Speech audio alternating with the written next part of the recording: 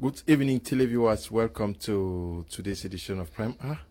We this day are going to be looking at the situation at the level of Canada, where the Subcommittee on International Human Rights of the House of Commons of Canada are calling on their government. They are calling on the House of Commons to press on the government of Canada to look into what is ongoing in the Northwest and Southwest region and to bring authors of atrocities to book and to use its international influence as a member of Commonwealth and La Francophonie like Cameroon to press on the government of Cameroon to ensure that there is a full respect of a ceasefire in the troubled English-speaking regions of Cameroon. We also are going to be looking at what is happening out there in the West African nation of Senegal, where the youths have been on the streets demanding the release of opposition leader Ousmane Sonko.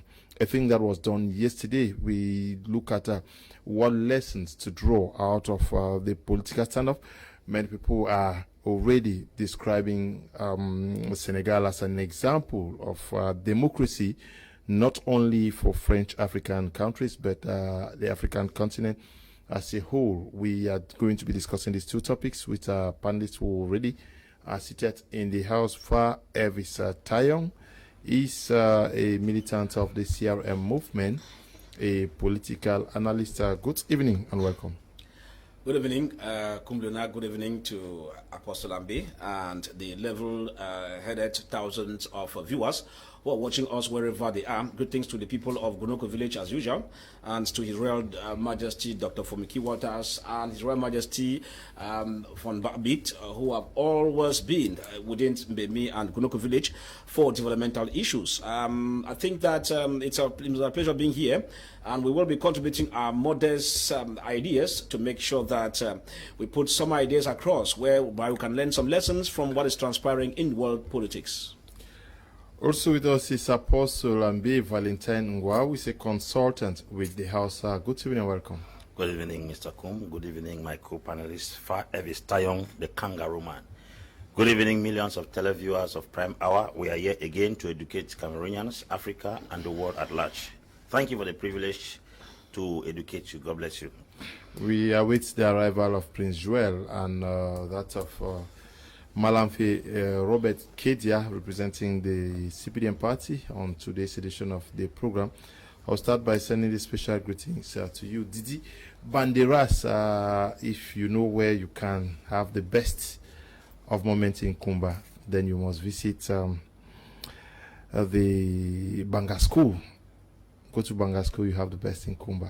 Didi Banderas accepts my greetings, and we are going to start our program out here with you, Fah Elvis Tayong, the Subcommittee on International Human Rights of the House of Commons, Standing Committee on Foreign Affairs and International Development in Canada, is making a press. They had a press release that was made public on the 1st of March 2021. I would like us to look at some of the things that are expressed in this release, and then we are going to be discussing on it. The subcommittee concluded that since the root causes of the crisis continue to be ignored, there is no end to hostilities in sight. You have the feeling that the root causes have been ignored this far, even with what the government has been doing? Well, I think I went through the reports from that subcommittee on human rights in the House of Commons in Canada. It was more of a square peg in a square hole. Okay. You remember that for us with President Maurice Kamto and the CRM, we had been also in the limelight insisting that the war in the Northwest and the Southwest must be brought to an end at all cost. You even realized that we had to even forgo part of the, we had to forgo an election because we were revindicating that the crisis in the North and the South must be brought to an end. Now, with the subcommittee on human rights coming in, they are simply calling the shots the way it's supposed to be. You realize that in the course of the crisis, 5 or 4 years and above, We've had a lot of plagiarism. We've had a lot of lies telling on the part of the ruling party and the members of government. You remember, and you bear with me, that of recent, a high-profile member of government was in the northwest region of recent, who said the government has already defeated the separatist fighters. And just a few days after, we had death toll and attacks that came in, up to the extent that we lost a captain, a senior official in the military in Kumbo. So you could discover that all along the line, the government does not mean well to bring the crisis to an end. And that explains why, when you look at the subcommittee talking, they have been able to put in place parameters. They have been able to talk with witnesses on the ground. They have been able to get facts from various agencies on the ground to ascertain the magnitude of the situation. And I think that we will always be honest to say that the crisis where we are is still far-fetched from being over. We have been able to tell others that if you don't tackle the root cause of this crisis, you don't put in place the necessary measures to bring the crisis to an end, we will simply be rigmaroling. And that is just what Yaoundé regime has been doing. They want to take shortcut to go to heaven, not knowing that there is no shortcut to heaven. Either you give your life to Christ, you believe and follow the principles and move to heaven, or you don't even believe at all, and then you become a member of Lucifer's kingdom. But that's what Yaoundé regime is doing. And we'll keep reminding them that as a kangaroo system, that the thing that they are so intelligent, the worrying factor is that in a kangaroo system, people are not willing to address the root causes in total, but others out of the country are feeling the pains for us. This is the House of Commons talking about the plight of children who are supposed to go to school. And yet, you find the government bench going around giving mattresses, bags of rice and all the like, as if that is what solves the problem now. Now, Mr. Leo, many people are still to come to term. If I tell you that the cost of going to school in Douala and Yaoundé is far above the capacity of others who cannot afford from where they're coming from, you will not believe it. Yeah, the majority. Now, the majority, so to say. So you realize here that for those who manage to come, some are living under precarious conditions because they want to see if they could get that education by all means. Now you have small schools around that were not even bilingual, that become bilingual overnight. They are choked up with COVID-19 and everything. So danger is around the corner. So the House of Commons has done just exactly what is there. What they have described in their entire press release is the succinct truth of the realities on the ground. Unfortunately, I'm still waiting for the CPDM member who is coming here, because we are where we are today caused by this kind of guys who have been telling lies day in, day out, that the situation is under control, children are now going to school and all the like. But these are the precarious situations we find here. So we think that it is a square peg in a square hole, and we will still come back to throw more light on that report, which is the exact thing that the kangaroo system has been hiding for so long. Okay, Apostle Valentine, Ambe, the release also states that tragically, the situation in Cameroon has not improved, as summarized by one witness. Do you also think that nothing has improved? Well, we cannot make conclusions that nothing has improved. As much as the crisis is still maintained, some measures have been taken so far, but what they have done is not good enough. Because, like Mr. Fah said, the whole situation is built on a foundation of lies. Lies, and I keep saying that until we get back to the truth, we will never be free from this crisis.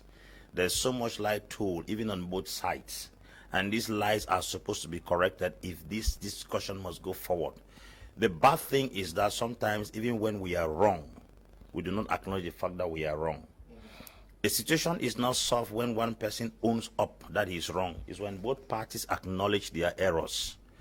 As much as this crisis has delayed for 4 years now, the reports we have had from the government concerning the crisis have not been true. The Minister of Territorial Administration visited Bafut recently, and when he came back, he said, the President Pobia has won the war.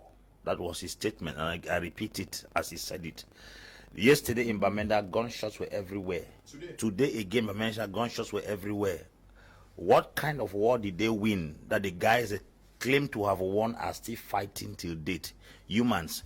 Bamenda was shut down today at 2:30 in the afternoon. Everybody left the market square and all their business. 2:30 was started early, 9 o'clock. Things appear to have come back to normalcy, Yes, and then 2:30, everywhere was shut down. Now, this is within 24 hours. I'm talking fresh news, and the information that the government has won the war was passed by the Minister of Territorial Administration almost 2 weeks ago.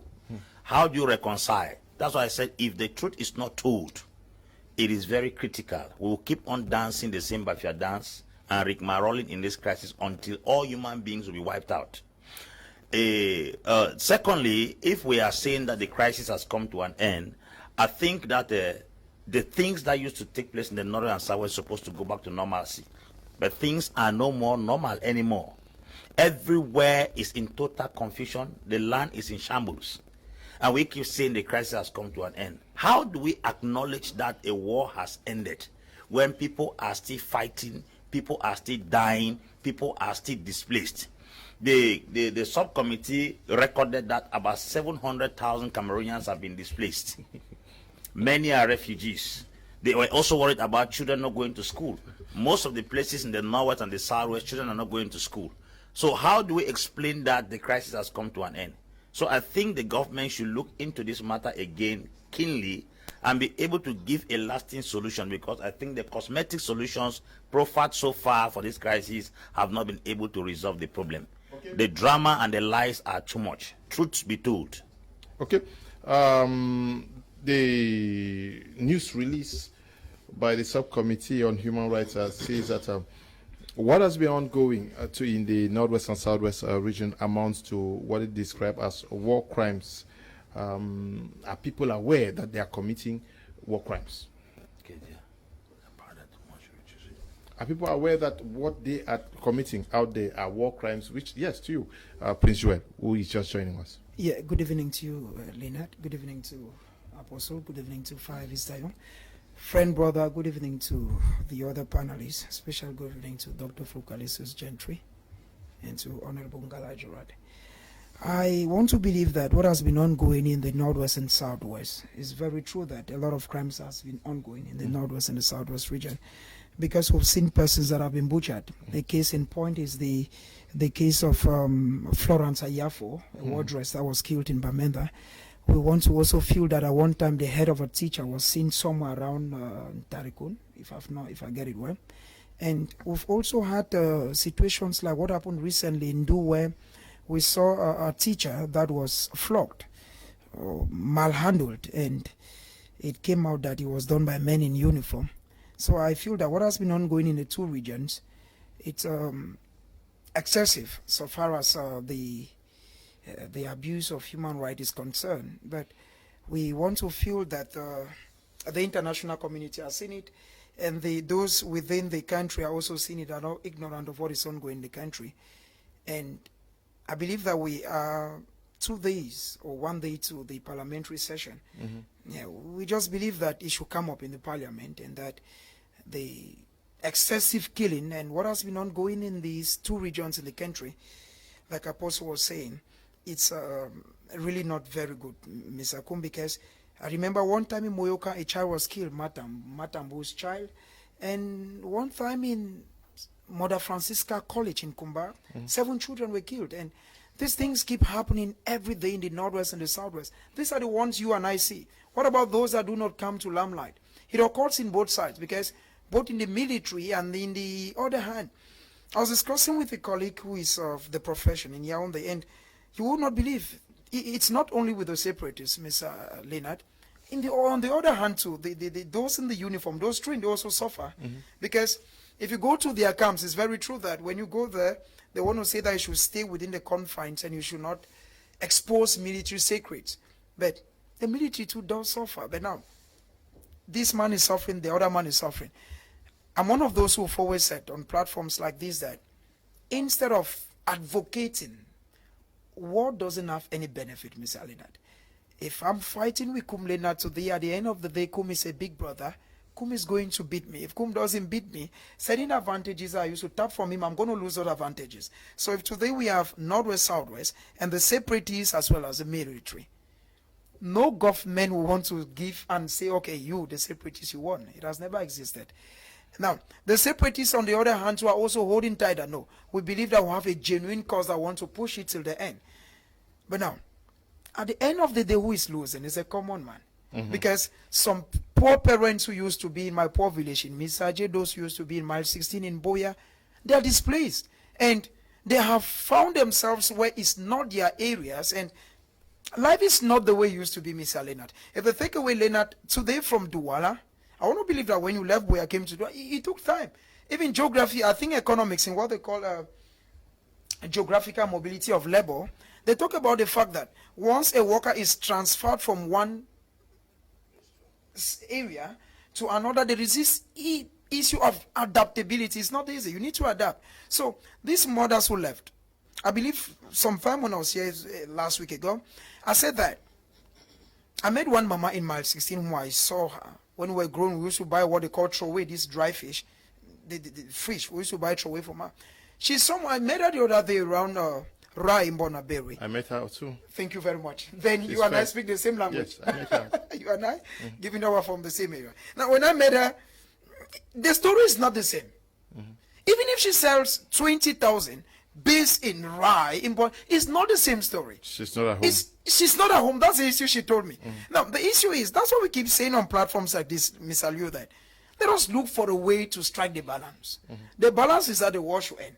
So that this mama, like so many of our mamas, goes back to Boya. Some of those who left Womb, who left Isu, who left Misaje Ingenuku, who left those villages, Bati, Bafut, they want to go back. I was in Yaoundé, I saw so many of them. I saw many in Nobili, I saw so many. Life is not easy with them. And now, because of what is ongoing in Northwest and the Southwest, Ms. Aliu, a lot of employers are abusing the labor code. They take people and they give them 15,000, 10,000. I met a young lady who was selling in a snack.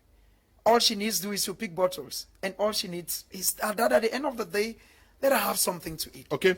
Good evening to you, Ta Jacob Rice Wood. Good evening to you, Songaya Asong and Ephraim Te.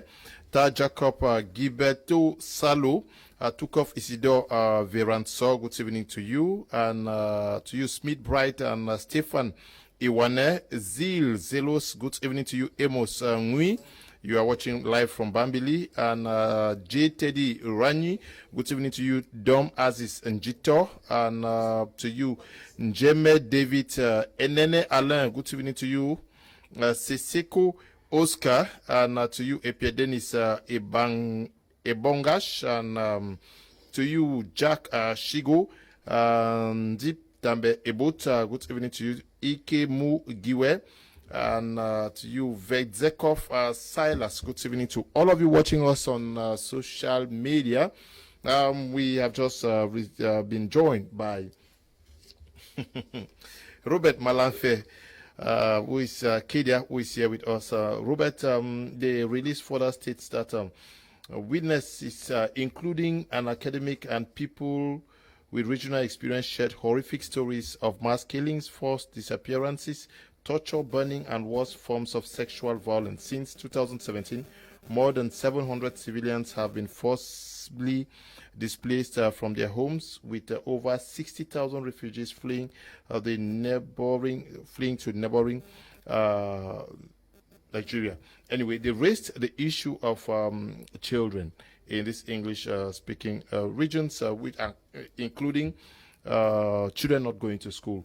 Quite alarming. He raised the issue that of a mama who is suffering in Douala, who would love to go back, but there are many children, according to this news release, who cannot go to school because of the war. Firstly, I'll have to greet the head of state, and greetings to you, Kum Leonard, greetings to my co-panelists, and greeting to all Cameroonians watching us here, especially Honorable Queston Jingu Musa, who is there present in Yaoundé. I know he told me he will be following up this program. We've seen all what the Canadian House have said. We've seen what all other houses have said. But we've been seeing that they have been saying that, but the most important thing is that us Cameroonians, we are the ones to decide to bring back peace. Many people have their definition of the statement, Cameroon is a sovereign state.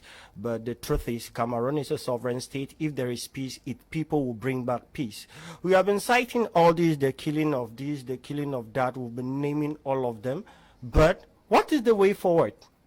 The way forward is for us Cameroonians to keep on dialoguing, going towards peace. That is all. There is nothing we can say, oh, go ahead, come back. That is the truth. It's about us Cameroonians.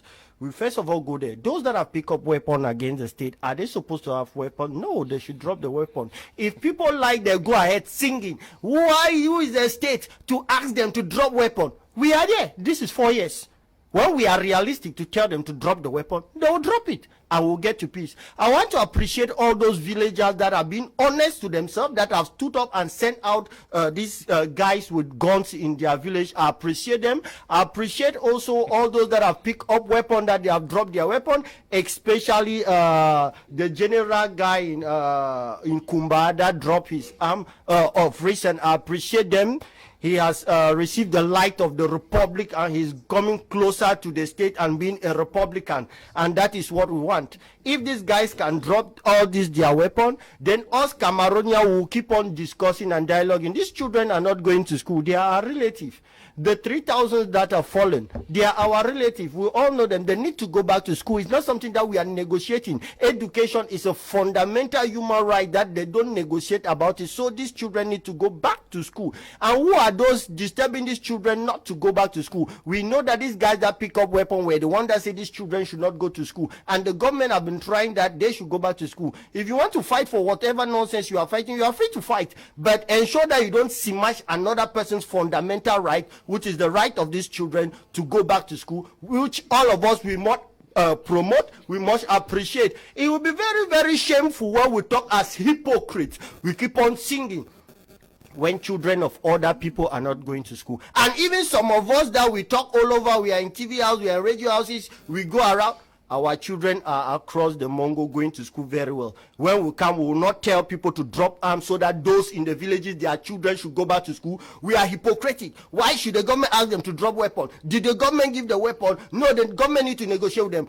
Pulling on the rope and the time is going and your own children are going to school while that of the poor people are suffering. That's the hypocrisy we see ourselves inside. It is a pity, it's a shame, but the way forward is for us to be realistic, drop on the weapon. You are free. If your ideology is federalism, you are free. Whatsoever thing you want, you are free. But separation and picking up of arms is non-negotiable. Anything you want, you are free to go to the street to say, this is what I want, that is it, yes. But picking up arms is non-negotiable. Separation is non-negotiable. Okay. Apostle Ambe, Valentine, Ngwa. The release also states that witnesses lamented the fact that this is a neglected crisis. Neglected crisis, when we listen to the U.S. Senate, it was the same. U.S. Congress, the same. Almost everybody is saying it is a neglected crisis. Neglected by who? They are saying it and they say it is neglected. Who should see it? You see, when it comes to international relations and international law, every country is considered sovereign. You don't just break into somebody's house. My daughter could be married to somebody. She is my daughter, but I have no right to barge into her house. That's international law. Now, until the man begins to abuse my daughter to a greater extent, I cannot violate the protocol to save the life of the person in question. So let's begin by, first of all, questioning the parliament we have in Cameroon. If the case is neglected, it's because our parliament, that's supposed to be the voice of the masses, the helpless people, we're supposed to be the one to have raised this issue in the parliament. 4 years running, our parliamentarians have not mentioned this issue in the parliament. We have a Senate, we have a parliament that is docile, inactive, and very irresponsible. Now, when they sit in that gathering and they are unable to raise up things that eats the nation, the very fabrics of the nation, it means we are having, like my brother will say, kangaroo parliament, where people are just gathered there to sing chants of a particular messiah and is being worshipped. The people don't discuss pertinent issues that bites the very marrow of the nation. That is the first we'll say the crisis is neglected. Number two, that we address the crisis in Nigeria. We are going to talk neglecting the crisis at the international level. We have a Senate equally. That Senate, we don't even know the purpose that the Senate was created. As it stands today, I'm yet to find out what the Senate has done since it was created. It's like they created a platform to give employment to certain people who were disgruntled by the nation. So that platform has been created for them to be fed. They are just there to collect money and to sit. I don't know if the senators are going to be offended, but I'm a Cameroonian who understands the whims and caprices of our Senate in this country, and I have to address it the way it is. The Senate has been quiet. The next we have to talk about is that the elites. The elites of this region, who happen to be the ones that are supposed to be the voice of the voiceless. They have been cotton has been stuck in their ears and finances stuck in their mouth. They can no longer hear nor speak. Now, if the elites themselves cannot stand to defend the very essence of the people they claim to represent, then I'm telling you that the elites have failed us, the Senate has failed us, and the Parliament has failed us. Those are the three things I will analyze to tell you that at the national level, the crisis is most neglected. At the international level, Cameroon is part of La Francophonie, and Cameroon is part of Commonwealth. The same with Canada. Canada is coming up because as a member of La Francophonie and Commonwealth, they think they have a stay to ginger the international multilateral cooperation in order to resolve the crisis. But this particular situation in Cameroon, being a member of La Francophonie boss has come to this Cameroon. They stuck finances in their mouth and their hands, they could not speak. He that fits you controls your tongue. The Commonwealth came here, particularly Scotland came here and sang songs and chants. They gave them price at a tudi. How can somebody who came to control a crisis in the North and Southwest end in Yaoundé? No, she was in Boya. No, she was in Boya. She was in Boya at the lodge where she was lodged and fed. She didn't go to the field. Don't tell me about Boya. Boya can be anywhere. It can be anywhere. Let's not begin to dig down on this platform. The UN Secretary General came to this country. They gave him a golden medal, and he collected the medal and went back. On another occasion is the president, the chairman of the AU, Musa Faki, came to this country, neglected. Then now the United Nations is writing and saying that the American Senate, wrote and said that the AU should consult the UN, let the UN intervene in Cameroon. I'm trying to find out whether triangular slave trade is still going on in Africa. Because this is triangular slave trade, it will UN that will tell AU to write. Is it carrying slave from Africa to America, America to Europe, and then back to Africa? So at the international level, it has been neglected. At the national level, it has been neglected. Now, the challenge we have is this: is the common man that has the final say. I used to tell people that when you are caught in between and the devil and the deep blue sea, it is your decision that will make you either survive or you die. The Cameroonians who are the ones caught in between the anvil and the hammer are the ones to make a decision to put the government and the separatists on their knees to make sure the common man does not suffer. So I give you this analysis because I can, with all surety and clarity, this crisis has been neglected both at the national and the international level. Okay, the subcommittee shares the view of witnesses that the situation needs urgent attention. Urgent attention from who? From the persons that he enumerated as having neglected the same crisis? Well, when we talk about urgent attention here, you know, it's like you throw the ball to the you throw the ball in the field for it to find its way.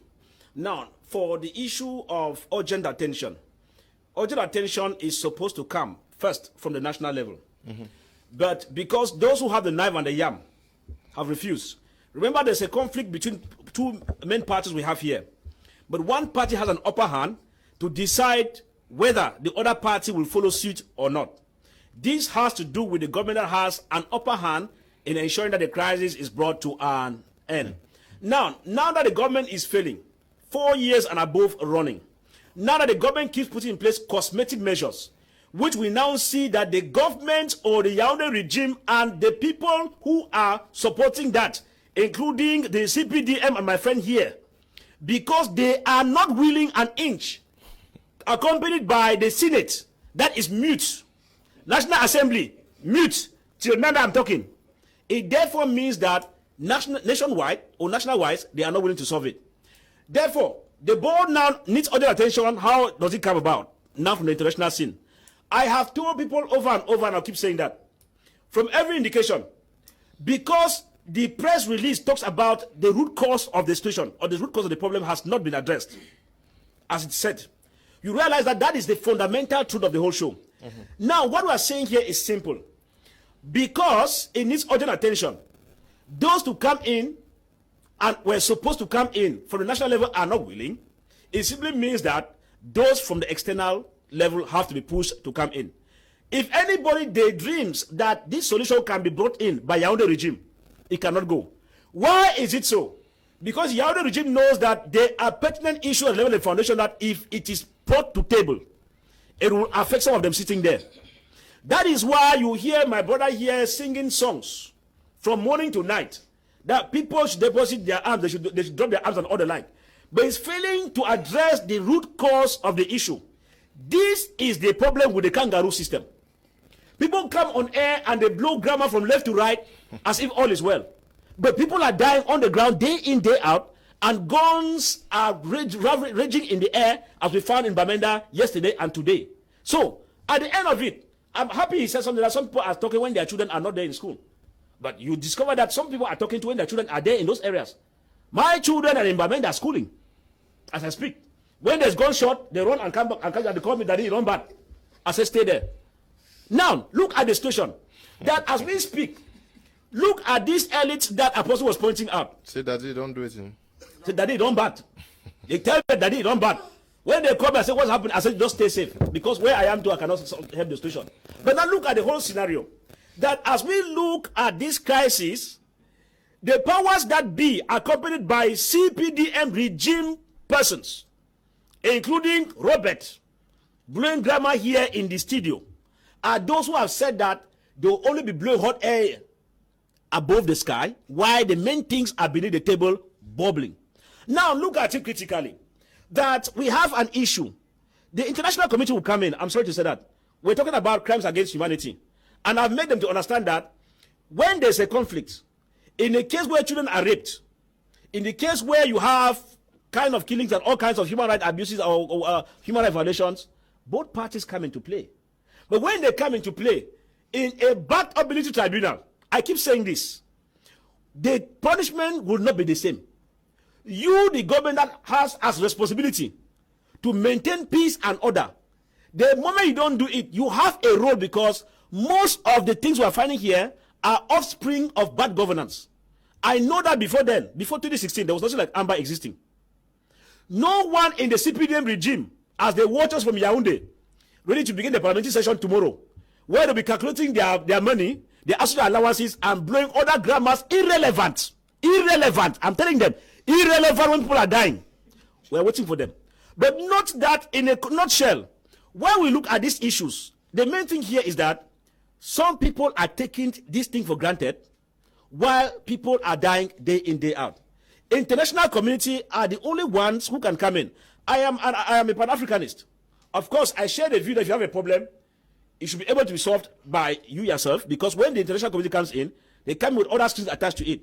But in a case where I am married, and for example, my wife is beating me helter-skelter, and I don't have the courage to withstand her, I will call Prince Joy, that boy, run back, come in.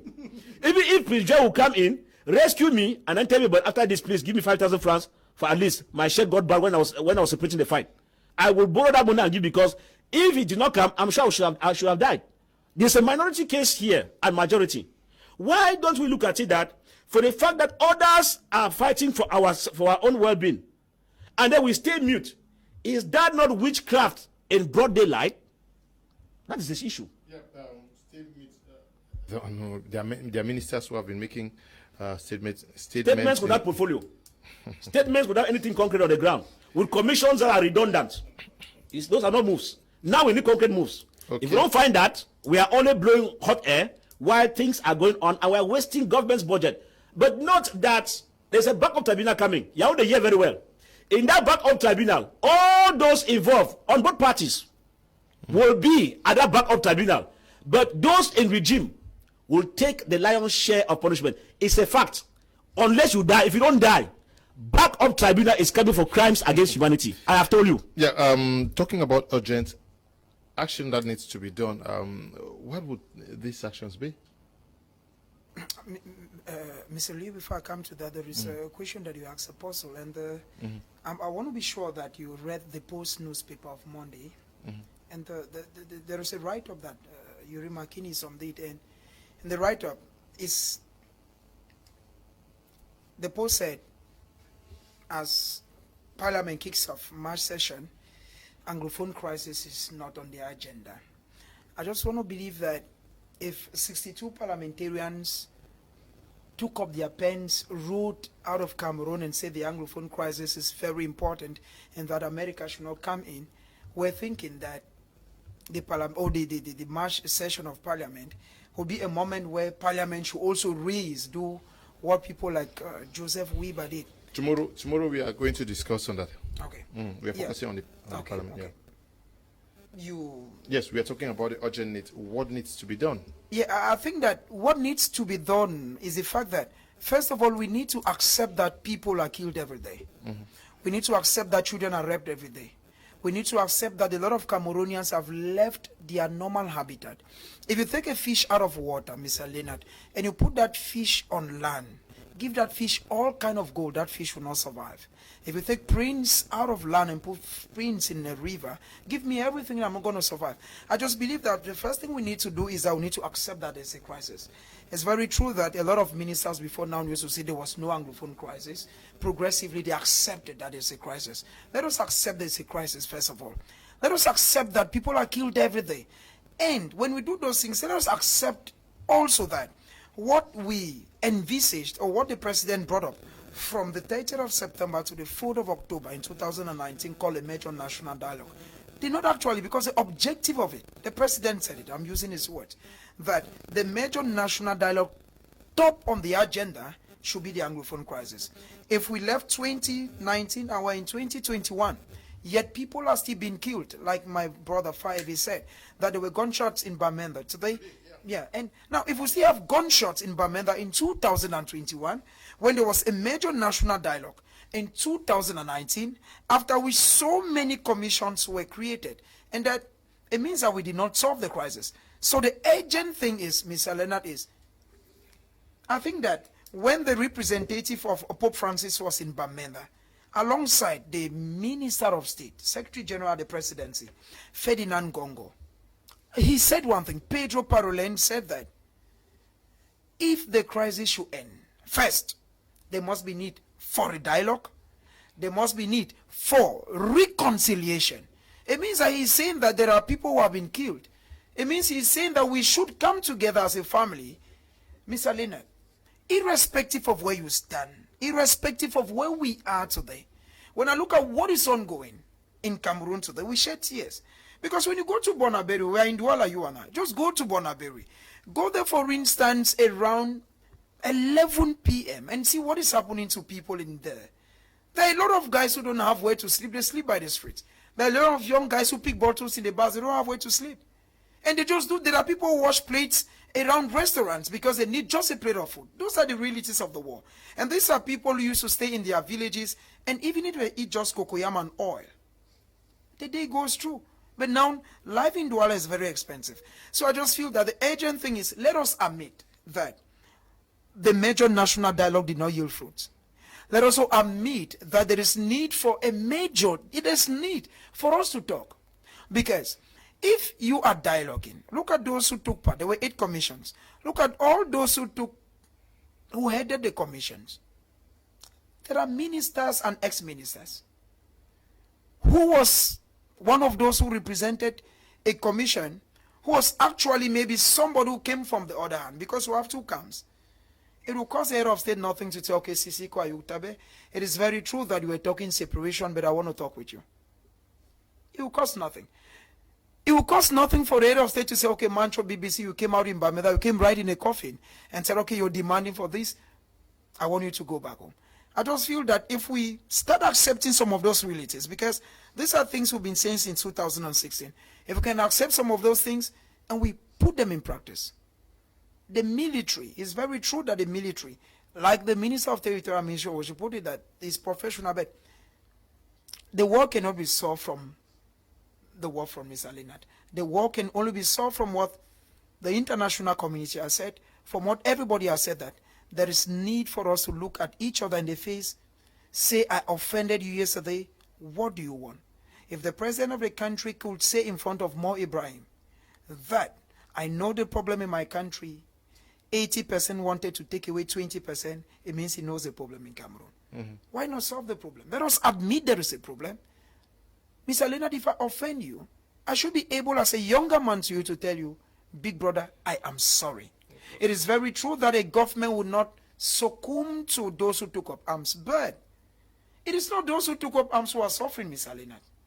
You are not agree that when Chris and the family, when something happened and they arrested the sister and things like that, the sum that came from them was very huge. You start asking yourself where they're working, where they got that kind of money. Do you understand? So the issue is, at the end of the day, it is not those who took up the arms who are suffering. It is you and I.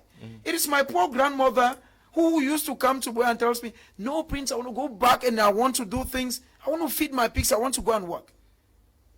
They are losing those things. So we want to say that there is need, Mr. Leonard, for us to admit there is a problem.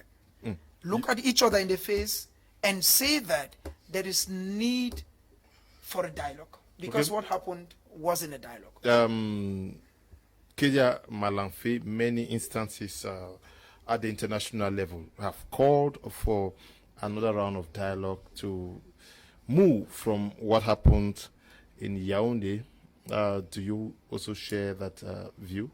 They are not the ones to tell us, because us Cameroonians, we have always been dialoguing. We started at Fumban, we did it in 1992, and we are still dialoguing. They are not the ones to come and teach us. They should first of all handle their own problem. Look at the dirtiness that happened in America in the name of election. The Capitol attack. What do they have to teach us?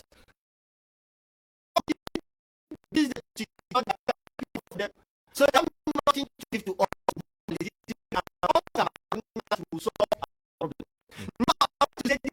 Everybody go and be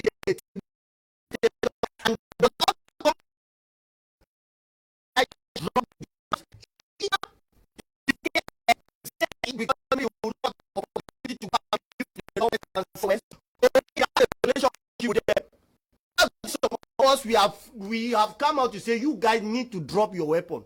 No matter the threat that has come out from everywhere, messages, they'll call my elder brother in England, call them all over, they'll call. I am saying that all of you people are criminals. You need to drop your weapon first, especially you people in the diaspora. You don't expect somebody to come and say they should cut the hands of people's children. Say they should burn the cars of United Nations. Come out and say nonsense, and people are saying that we should dialogue with them. Why can't you people say they should dialogue with you people? Why can they not dialogue with us that we are in Cameroon, we are Republican? They should dialogue with people that were selling newspaper and now they now own houses of 700 million in America. They should go and dialogue with them? No. They are taking people's contribution, building big house. Is Chris Anu's causing of you, Masha, that they are doing money laundering, exploiting money from people and growing very well? They should dialogue with them. Why can they not go to the people are there in the country? They will dialogue with them, and everybody was invited at the dialogue, and Cameroonians will keep on dialoguing. And I still say it 100% that I will promote any dialogue, anything that does not have to do with separation and picking of arms. I will say it, I will support it 100%. If you are talking about your form of state, you are talking about everything, is your right. But separation and picking of arms is non-negotiable. It's not even something we should discuss about it. We are talking about elite. Our elites have not failed. Our elites have not failed. Because people in the country that their voice can be heard are scared to stand up and tell these guys in the bush and those in the diaspora to shut up. They are scared to say it. All our chiefs, we've insulted them, discredited them. Men of God came up, we discredited them. Our bourgeoisies, economic people with companies that they are suffering, having more effect even than all the common people because their company have been shut down. We insulted them and called them blacklegs and sent them away. And now we say that the elite have failed. What do you want the elites to do? Politicians, they have done everything. How many times have Nijon Fundi been insulted? How many times have Cardinal Tumi been discredited? And we come here to say our elites have failed. They haven't failed, except we have some definition of elite, who we consider elite. Or maybe when they talk about elite, some people want to figure it out to say maybe CPDM elite or whatsoever, but they should be clear because our elite have not failed. We should be honest to tell these people to stop it. If you are speaking in public and you've never told these guys with arms to drop their arms, you are a collaborator. You should tell them to drop their arms. That's the first thing. Any other thing, we can fight it in a Republican way. So, dear Cameroonians looking at me today, I am saying it. Everyone you know that speaks anywhere on TV or radio that have not asked these guys to drop their arms, they are hypocrites. Because these guys with arms are killing your brothers. They are doing everything with you people. And you people sit quiet and they come and say, they are not going to school. The House of Commons have said, this one have said this. They are hypocrites. The first thing is, we are supposed to be Republican. Drop your weapon. Stop about the issue of separation. Then we can fight. We are Cameroonians. We can fight ideologically on whatsoever thing we want. Since this crisis have been going through, to be honest with you, things have changed. Robert. Privileges have been given to, let me not say privileges, but things have changed. Robert. English speakers of the Northwest and Southwest. Robert, but are you also very comfortable that it's not been a key agenda at the level of the National Assembly or the Senate? Anyway, everybody has his view. But we have commission at the assembly that are more powerful, that take decision more than the decision. No matter what they come at the center assembly, they speak, it will still go back to the commissions that are in charge for them to execute it. Maybe many people don't know, they just want to say central house. No matter what they come and discuss at the central house, it will still be handed to a commission. That we have a commission at the assembly that is in charge of decentralization. No matter what they say there, it will still go to that commission. And that commission will execute it. What are you saying? These commissions now, they are there and they have been discussing backstage. All parliament. Oh, you are backstage with them and you are in their commission. You see, hypocrite, these are the things we talk. Are you at their back, their various commission?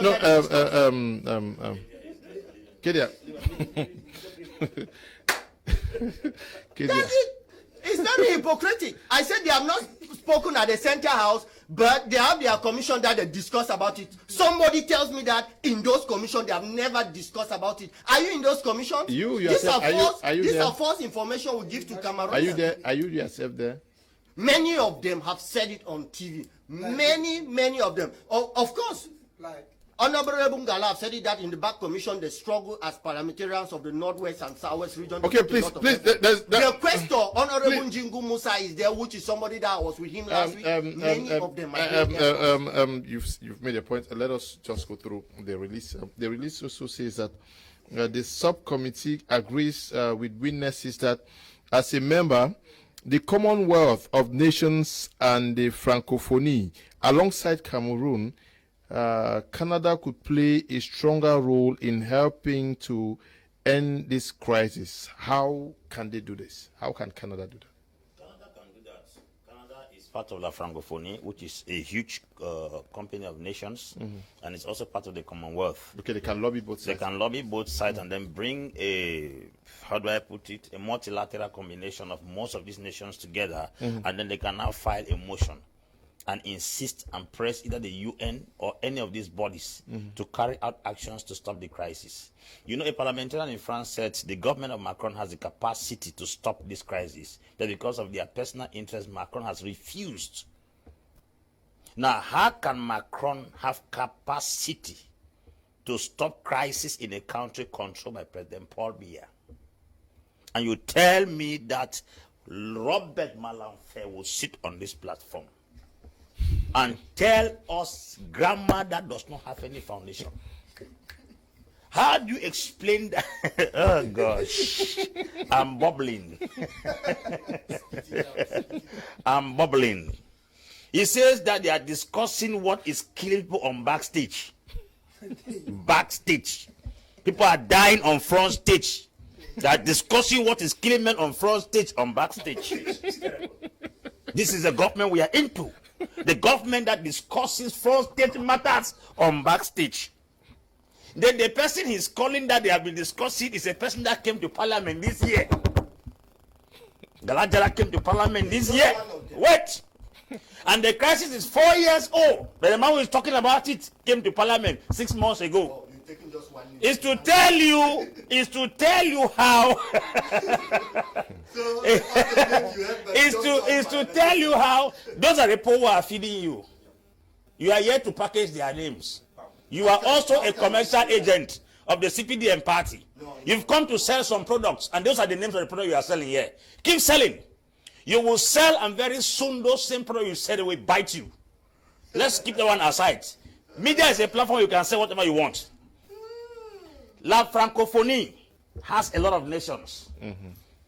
Commonwealth has a lot of nations. And Cameroon and Canada are the only two privileged countries in the world who have this connection on both sides. If the Canadian government is given the privilege to lobby on both sides, they can assemble a huge number of nations that can file a motion that either La Francophonie or the Commonwealth or the United Nations will be left with no choice than to engage procedures in order to bring this crisis to an end. That is one of the things I think that if the question you asked me, I've been able to answer. Now, to get back to what I want to correct what Kedia was saying. Kedia said they should tell these boys in the bushes to drop their arms. That we are not telling them because we are collaborators. Nobody ever woke up one day to pick arms.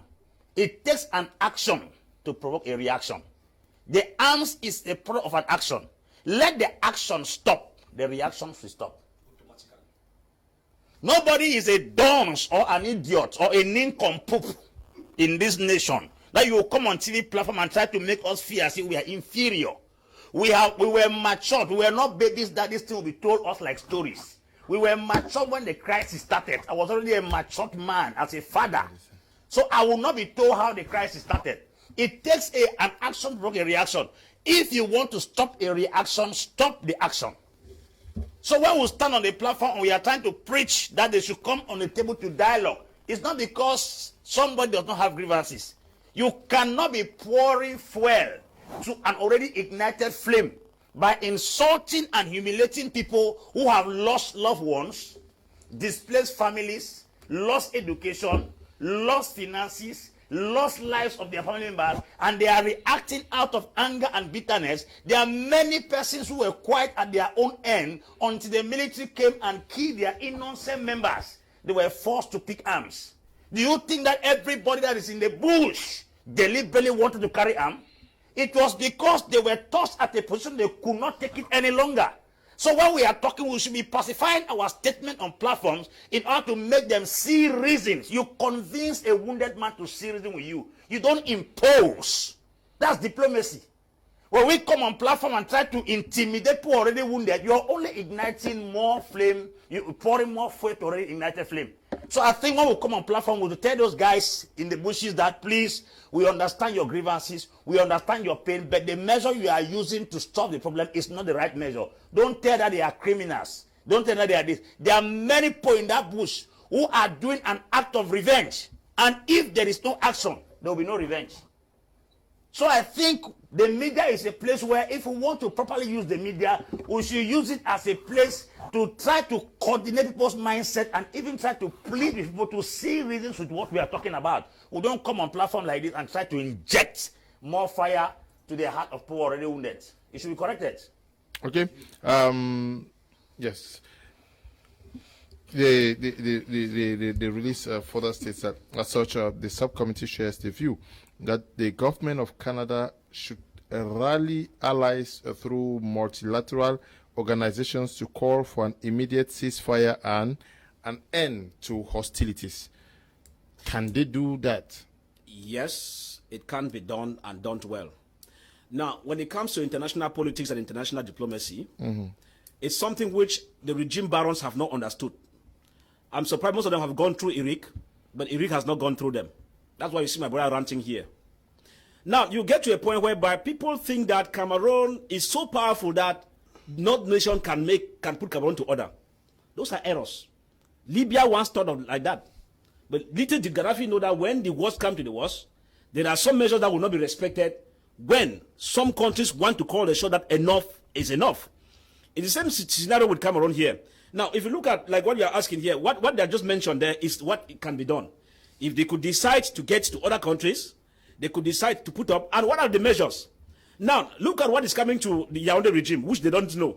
Because you think that you can use arrogance and maintain a war for a longer period of time.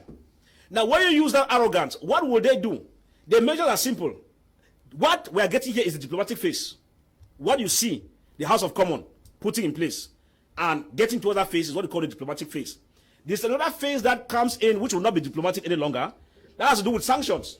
When you start hearing that government officials who have accounts abroad or they have been banned from traveling to Canada, banned from traveling to this particular nation, this nation, that's how it comes gradually. Before you know, you start hearing that their accounts have been frozen. Before you know, you start hearing that there is a multi-joint task force that is moving into the conflict area. That's when you start knowing that the grammar we're blowing here, you get to a period where we'll discover that we don't have what we call monopoly of violence to do it to the extent that we think we can do it because we call ourselves sovereign state. Look at the situation. When we talk about sovereign state, I have even the impression that some of these CPDM guys don't even understand what is meant by sovereign state. Because if you sit and somebody makes a declaration in France and he tells someone that I am the one who ordered a release of person A or B in the country, which actually happened, it's a blow on the sovereignty of the so-called Cameroon. That a president made it publicly that is the one who caused somebody to be released just at the request, and the person was released. It tells you that the sovereignty we are blowing grammar here, we don't even have it, because if we're talking about economic stability, you're talking about a level of education which is independent or the like, we'll be talking about that kind of a degree of sovereignty. But where we are, imagine that even toothpick that my man is blowing grammar here, we cannot produce. And you're talking about they should go and solve their own problems. Look at an issue. See the arrogance. Cameroon wants to teach countries established in democracy how to carry on with democracy. When democracy is a borrowed system of government, not even part of Cameroon as per se, it's a borrowed system we are borrowing, and then somebody sits on the platform and he tells you that they should even come and study democracy from us. Do you see witchcraft in borderline? When God wants to be angry, when the God wants to be angry with you, they just take wisdom away from you. You start talking like uncontrollable weaver bird. Before you know it, you're already in the net. So these are the issues we find here. So what Canada is doing is very clear. That message, I will plead, Ewane regime, pick the press release from the House of Commons serious, because your days are numbered if you don't take it very, very serious. Because, as I said, crimes against humanity have already been established. It's a war. It's on both sides. It's already been established. And whether we like it or not, if you start seeing a country leaving countries from borrowing money for a stadium and then going down but to banks, know that the center is gradually losing its gravitational force. I don't know if my brother here is understanding the rhythms. But then, as arrogant as the system is, they will blow grammar until they only find themselves into the grave. They start saying, had I known. Now, when the time comes from the letter we're finding here, already lobbies are going on. If you see a French parliamentarian talks, you see the House of Commons in Britain talks. Now, this one, House of Commons in Canada is talking. When the Congress the Congress House in America has spoken. These are powerful houses. And again, we had another parliamentarian in Germany who spoke of recent. Now, I am surprised that when these things come in, we are not understanding that the game is fast changing and it might not longer be business as usual. So at the end of it, the moment people continue to that, because what is the essence of a government? The essence of a government is to provide security and ensure the well-being of the people you are governing. The moment you start falling short of that, sometimes you could be given benefit of doubt to amend it. But what are we seeing? We are seeing that they are no longer willing to amend. Can you imagine that someone tells you that discussions were at backstage at an issue that people are being killed, and he tells you, no, this parliamentarian discussing backstage? We are not fools to be deceived here in Amasa. I don't think we have become nincompoops of the first order that people will be telling us grammar here on air and at random. And I have the impression that even the Robert himself does not understand how the National Assembly functions. I have covered National Assembly for not less than 10 years, opening and closing session. Probably I'll find time and educate him on how they function. When he says that, no, it is a subcommittee that is supposed to handle. Things are sent in, they are sent to subcommittee, and they come back to the General Assembly for endorsement. If he does not know, let me begin to educate him how National Assembly functions. So when you sit and you're commercializing people's names on air, because you get peanuts from one parliamentarian to the other, and you make them watch TV, so you know that you are the Lord who has come to put their names up, all of them are sleeping MPs. Okay. I'm telling you. Okay, Pro Kitoko, good evening to you. Tungwe Ngole Epie, good evening to you. Ta Jacob, Ni Abakwa, good evening to you, Mbu Agbo and Ayong Franklin. Good evening to you guys watching us on social media. Please, can we, please.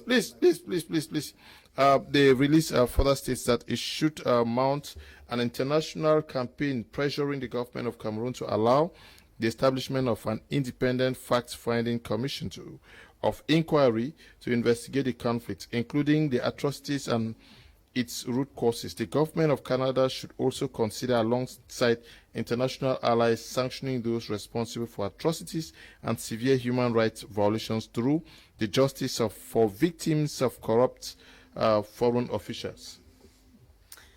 Mr. Liu, I think that when you look at what has been ongoing in the two regions of Cameroon, at times it becomes very difficult to ascertain who has done what.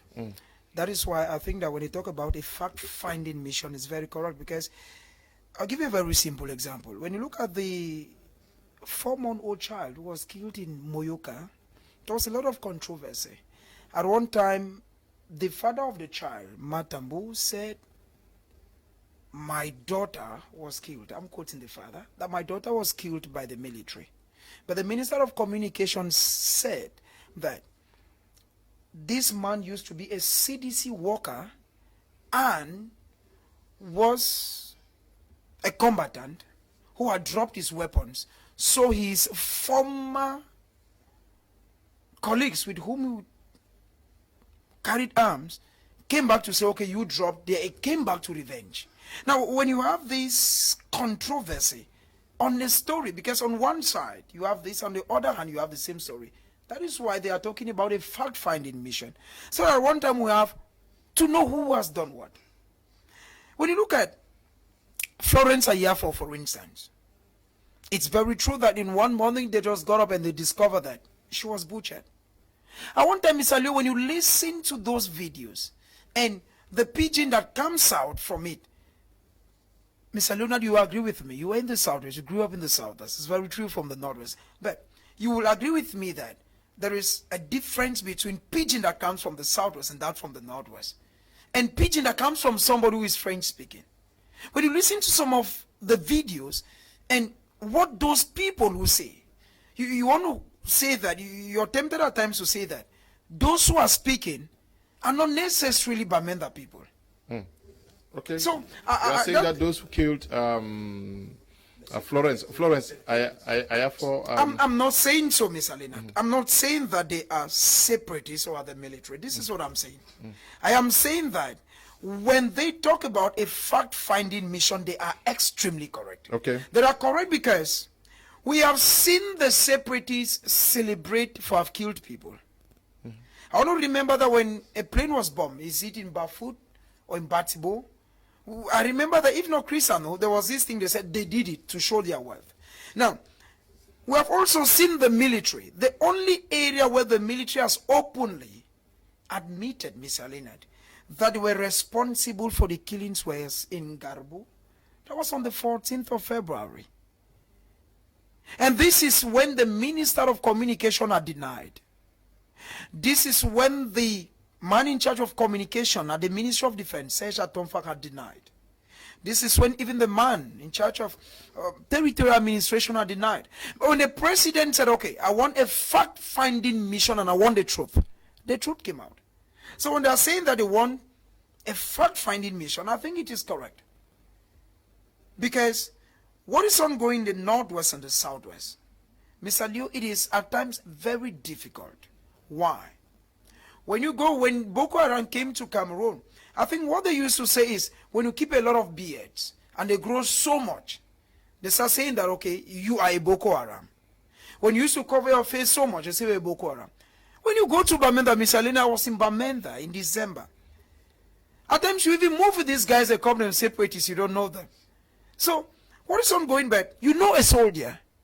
How then do you say, okay, Fah Elvis is this, Prince is this, Malangfe is this? I just feel that we need a fact-finding mission in the Northwest and the Southwest region. Why? Because when those who come up, I was watching recently and I saw that the lady of Ridak, Marceline Gomez, I saw that she was giving an international trophy, an award recognizing what she's doing. But this is a lady that has been indicted severally by the government, because according to the government, she is supporting the separatists. We saw how the lady that is in charge of Human Rights Watch, Aledia Alagrosi, we saw how the government said she is of bad faith, she's this. I just feel that, Mr. Liu, we need, because there is something that we always say in Cameroon and in Africa, that nobody points their house with the left hand. The day Cameroonians will be shocked is a day, for instance, my brother, Robert Malangfe, will sit there and say, no, the separatists are correct. Or this action that happened, for instance, in Bamenda today, it is the military and not the separatists. So we need somebody to come inside and act as an umpire. We need somebody to act as a referee, to say, okay, Prince, you said this, this is your exercise. Let's come even in communication. That's why the National Communication Council is there. They do three things. They tell you your problem, they tell you, they warn you, and they sanction you. So we need a referee to come inside. Okay, they're calling for justice and for authors of atrocities to be sanctioned accordingly. But how do we apportion blame to who without an investigation? A proper investigation has always been done, and the government has always acknowledged it. There are wayward members in the army, and they have been punished. The government have never said the army is perfect. If we are honest, we should say the government has always been honest. The government have not said they are having a perfect army. In every profession, there are wayward people, and they'll always do what they are doing. At the level of the separatists, I say it. Those in the diaspora are thieves. I am saying it. I am not inflaming anything, but I'm saying that those in the diaspora that were poor and wretched, with no job, are now rich. I am saying that they are thieves. About those in the bushes, I am saying it that they have been manipulated to pick up arms, and that they should drop their arms. It's not anything about inflaming anything. I will not want to go about to talk about those that feed from Yaoundé. It's not everybody that talk that you think does not feed from Yaoundé, but I don't want to go into that debate, because nature will expose certain things when the time comes. Talking about you were just praising anyway. I don't want to go into that. It's not there. No. All right, allow me to I'll speak. take exceptions to your Allow words. me to speak. Listen. Allow me to I take exception to your words. You don't tell me to listen. But I'm saying that I take exception to your words. You don't tell me to listen. You listen because I'm the one talking. When it's time for you to talk, But talk. listen, I take You exceptions. don't tell me to listen. I When take it's your time exceptions to your talk, words. talk. So for When now, you say that I don't feed tell from me. Yaoundé, I take exceptions from. Did I call your name? Are you You guilty? did not, but you say I praise people. Did I call your It's name? Ngala parliamentarian. He's my Are you parliamentarian. guilty? Did I call your name? How many of us Being are a here? national parliamentarian. How many of us are here? We are I take 5 of us exception. here. I take Why are you exceptions. guilty? I take exception. Why are you guilty? Dr. Fukale Can we- Cameroonian can we- listening to us now, you just got what I was saying, that nature will expose certain things. I didn't call anybody's name here, but somebody is feeling guilty. That's why I said nature will expose those that feed from Yaoundé. I didn't call anybody's name, but now I'm being attacked. Anyway, I still have the floor, and I am speaking. Talking about justice being put, yes, justice should be put in place. All those in the diaspora will answer for their crimes. We have videos of those that say hands of children should be cut off. We have them. We have videos of those that said the cars of the United Nations and the rest should be burned. We've seen all those things. But after that, what I want to be clear with it is that we are speaking. People are falling down. The way forward, first, is the stop of violence. Now, the military is there to carry out its order that it took an oath to protect the sovereignty of the state. It is true that people that have pick up arms may have their own reason, but it is against the law. They should drop these weapons, and we will keep on negotiating and talking together. We have been talking. It's not the white man that will come and tell us to talk. We have been talking. And we are still talking, and discussion is still going on within ourselves and with those in the diaspora, and we will keep on discussing. So the way forward is that those with arms should drop their arms. And when it is being dropped, you see that everything will go on smoothly. We've seen generals that so-called ambassador generals that have dropped their arms. We appreciate them. They have become Republican. I want to also thank the people of the Northwest and Southwest region that in their numbers voted for the CPDM, giving their trust to the President Paul Biya to lead them towards this bondage. And that is what he is doing. So we are saying that the government and the separatists, the separatists are doing their worst, but the government is there to put in order. But when the time will come, justice will be given. Yes. Now we need to move on. The crisis is ongoing. People are dying. We saw what happened in Bamenda today and what is happening in the Southwest on a daily basis. What should be done? Do we keep looking onto the international community to come up with similar releases? Because I'm sure very soon the Congress of the United States is going to issue something similar to this. Very soon the EU Parliament also is going to issue something like this. We have seen videos emanating from the UK where it is. But what should be the clear way out of the situation? We cannot underestimate the different gatherings across the nations of the world because diplomacy may be slow but sure. Now, my problem is for how long shall we wait for diplomacy? Why souls are dying every day? Desperate problem needs desperate measures. Souls were dying in Rwanda in 1994, and we kept having the write-ups from different organizations in the world until Paul Kagame himself rose up as an individual and then faced the crisis and dealt with it squarely. The international body has not solved any major crisis in Africa, as I tell you. I can give you as many other crises have occurred in this Africa, and the international body has not played any pivotal role. So counting an international body is like fetching water with the basket. That's a problem. Counting the international body is like fetching water with the basket. Which African problem was solved by Africans themselves? The case of Adama Barrow, who attempted, Yajame attempted to change control and stay in power. It was ECOWAS. That ECOMOG soldiers were sent to kick Yajame out of the country. Adama Barrow came to power. That's a point. Very clear, solved by Africans. You go to Mozambique. The crisis about the rebels that stood against the state. Alberto Chisano was the one that rose up as an individual and solved the problem. The case of Jonas Savimbi in Angola. It was Angolans who solved the problem. It wasn't an international body. So we are not talking Africa as if we are strangers to this continent. We know practically what has been happening here.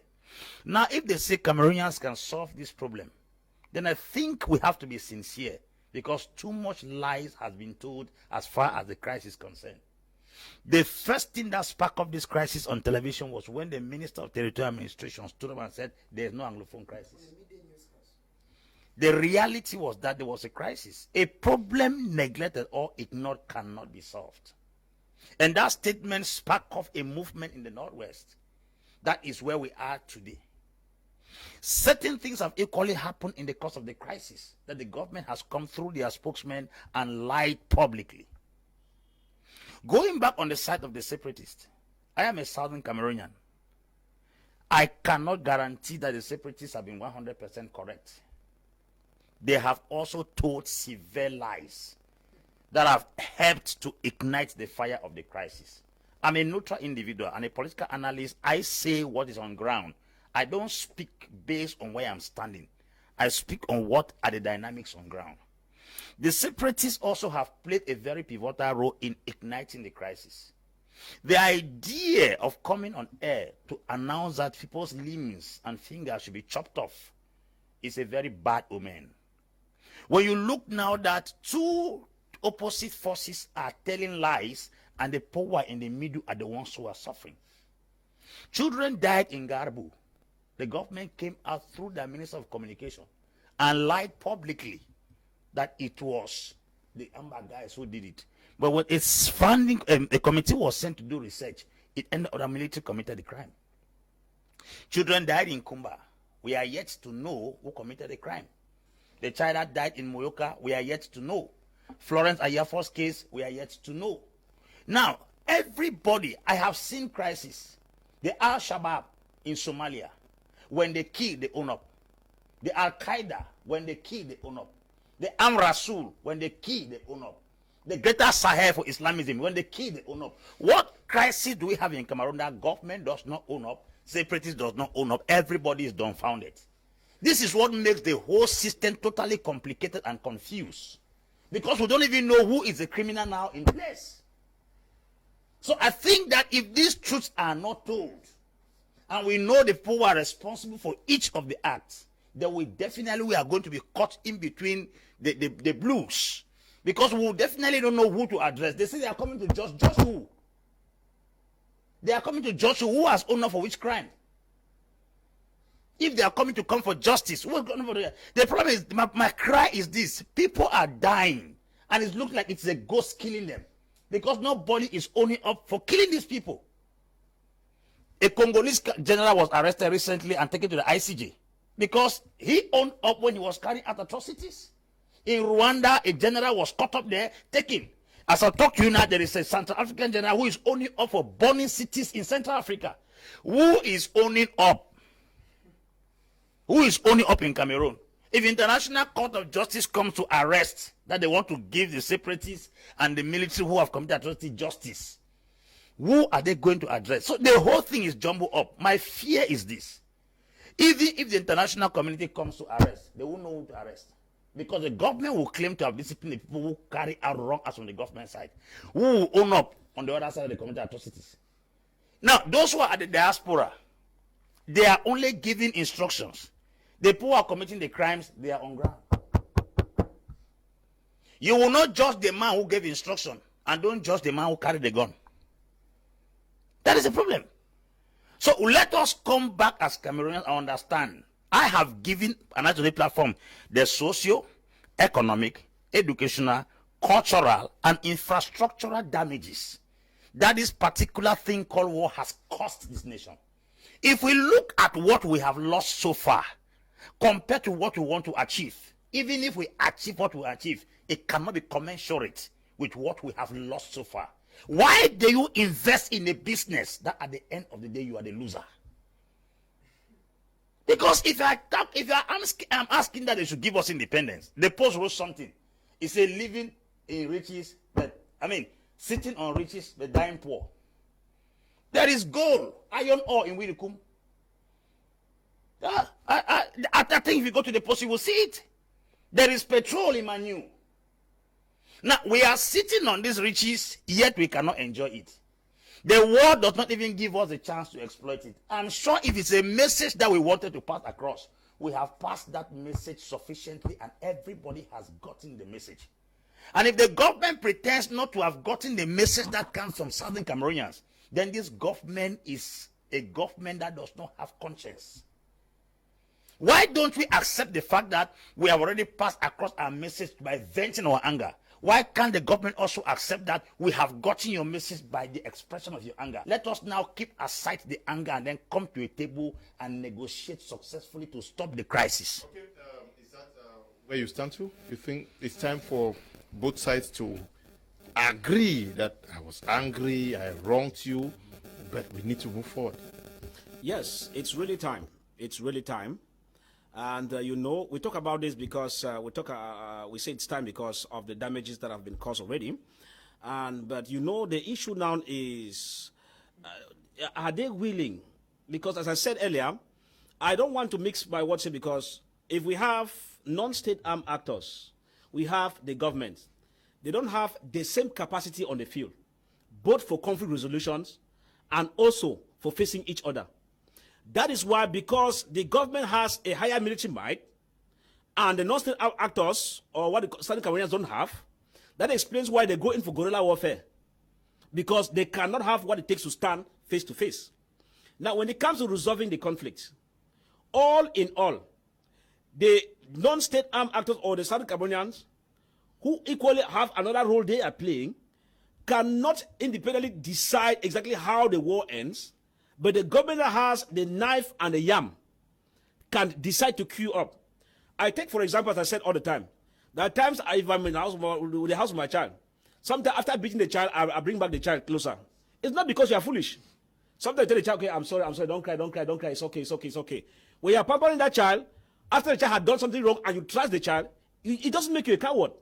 All is because you just want peace to reign for the time being, so the child should not feel that you are just threatening the child for unjust cost. This is what the government needs to do. If we sit at a point in time and we're talking about reconciliation, and you have statements and arrogance of this high magnitude, you are criminals, you are terrorists, you are this. If people come on platform and they're not denouncing this, it means they themselves are either supporting the Ambe. You know, these are statements that, you know, the regime has a system. Once you don't talk in line with the regime, they say you are Ambe. They say you are this. And they begin to tell people. That's how they function. It's an archaic doctrine that they grow in it, that if you cannot move in this direction, it means you are either supporting the separatists. You see the point? So, at the end of it, it is true that it is time for us to go in. But the truth is that this regime in place is not willing. Mr. Leo, this is the bitter truth. If regime accepts a clean and clear dialogue, the form of the state will be touched. I'm not talking water in my mouth. And once the form of the state is touched, all those super-prefect, and governors who lords over the people and usurp power and connect them to Yaoundé for central governance extortion, it will no longer hold. There's no way. That's the reason why you see them dodging from the central issues of the form of government. And I'm sure people like Robert understand that they have decided to play the slave part of it. And because they have been taken as slaves the other way, that's where we find ourselves. And so they will call you that you're Ambe because we are not moving in line with their archaic ideology that does not put.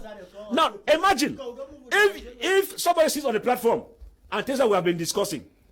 The issue in a conflict is not discussing. The issue is, what is the discussion bringing forth to end the conflict? If you sit as a governor, as a minister, as a CPDM stooge, and you discuss for 4 years running, and people are still dying, something is wrong with your medal of Brugata. It means that you have gone mentally deranged. I'm sorry to say that. That's the more reason why we think that the simple way forward is that now that the government is not, I've said the regime is not willing, because if it takes the form of the state, it means you remove powers from the central government in Yaoundé. It means that whatever you get from the resources will no longer be getting directly under their control. Employment will have another turn on them. You will not need to chase fires in Yaoundé, because as you chase fires in Yaoundé, corruption is part and parcel of their system, the regime system. So they will want to avoid the dialogue because you will touch the form of the state. That's where we are. That's why I said that the case in Cameroon is complex. The conflict in Cameroon does not resemble other conflicts in the world. You will bear with me, because when you come to analyzing it, it has complexity, it has complexities. Because the same scenario you will find in the Biafran situation in Nigeria, when you get along the line in the middle of it, it will not give you the same scenario with the Anglophone crisis here. So as a result of this, the only way forward, as I said earlier, is a third party that is required. I'm not talking what I'm about. If somebody tells you that any moment Yaoundé tells you that they're coming for dialogue, for the state to come into play, and they are even afraid of federation or the like, it means that even they themselves will be in trouble, because they'll be losing so much. And who are those behind this?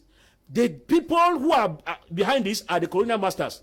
Élysée is playing a greater role in caging people like Robert and the regime for us to be where we are today. Okay. We need to fight that. Yes.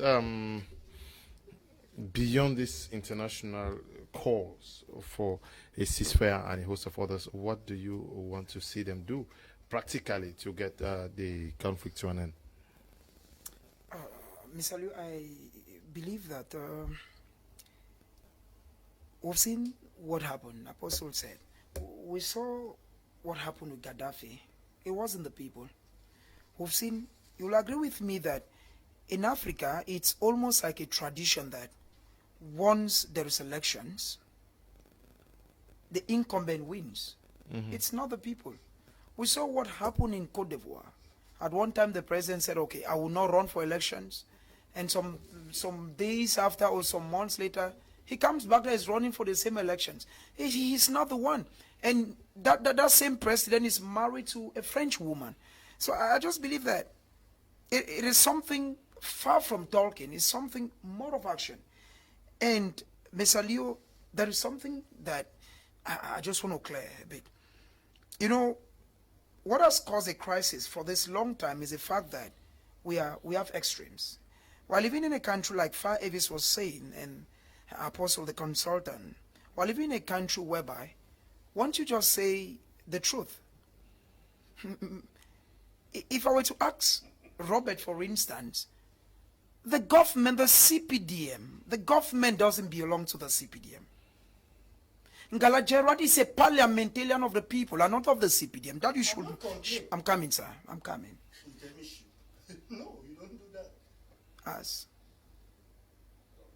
you know, listen. You said that. What you said before now is that if you're talking, I shouldn't talk, and now that I'm talking, you shouldn't talk. It's disrespectful. It's not manners. As who are you? What do you think you are? Why are you guilty about the issue? Did I call your name? Please, I said people are feeding on Yaoundé. Did I call your name? Can you please, Can I talk? Robert, yes, just go on. Okay. What I'm saying here is that we're living in a country whereby once you want to bring up your ideas subjectively, there are those who feel that you are Ambe. And at one time, when you say things that maybe you want to say is the government. So the problem is, when you ask me what do I think... The population is caught between... It's caught, that's it. Yeah. Yeah, when you ask me that, what do I think extremes, the people should do is, it's an issue, first of all, of leveling the ground, Let us have a level ground. A level ground whereby they shouldn't say that my media prime supports this. They shouldn't say that Prince supports that. They shouldn't say Apostle does this. I remember there are outings that Apostle has done on this channel, and there are people who came for his head and said, no. I read some of the messages on social media. He's been paid. He's been paid. Those are the words. And when you have people sit on the platform and say, there are people who talk and benefit. What do you mean by that? That if the president gives my money, I should not take the money? What are you saying? That Paul Biya is not of Cameroon? Or if I'm in Galatia and says, Prince, take 100,000, I shouldn't take? What are you saying? You know, ignorance at times is not good. And I think that we need to level the ground. Because if we do not level the ground, there is a problem. You've made your point. Yeah, we need to level the ground so much such that people should be objective.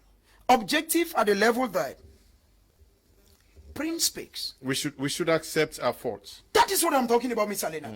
Because Nobody is a saint. Yeah. That is the issue. What is happening today in Cameroon is the fact that if tomorrow Fah Elvis just says anything good about Paul Athangaji, for instance, They'll say he has been bought over. If the next day, yes, I saw you showed me the messages, Apostle.